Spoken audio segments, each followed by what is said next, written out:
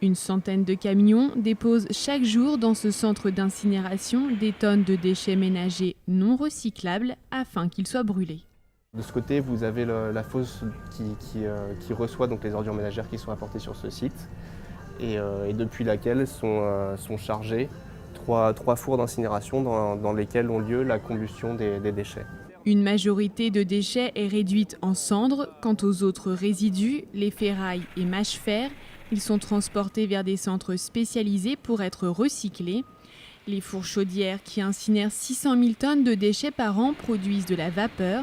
Elle est ensuite transformée en énergie dont bénéficient environ 100 000 logements. On est juste au-dessus du groupe Turbo Alternateur qui a en fait pour mission de recevoir la vapeur produite par les chaudières et de la transformer en électricité. L'énergie contenue dans la vapeur met en rotation la turbine et à l'extrémité de la turbine se trouve un alternateur qui convertit cette énergie mécanique de rotation en électricité. Une partie de l'électricité produite est utilisée par le centre d'incinération pour ses installations techniques. Le surplus est revendu à Électricité de France. De la vapeur d'eau est également vendue à la compagnie parisienne de chauffage urbain, une logique respectée depuis de nombreuses années, notamment en Île-de-France.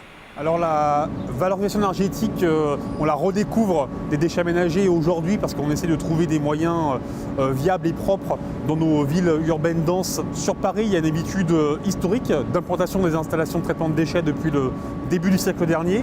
Et presque quasi en même temps, ces installations ont toujours été raccordées soit à EDF par rapport à l'électricité produite sur l'installation et au réseau de chauffage urbain. En France, sur les 14 millions de tonnes de déchets ménagers incinérés chaque année, 97% font l'objet d'une valorisation énergétique.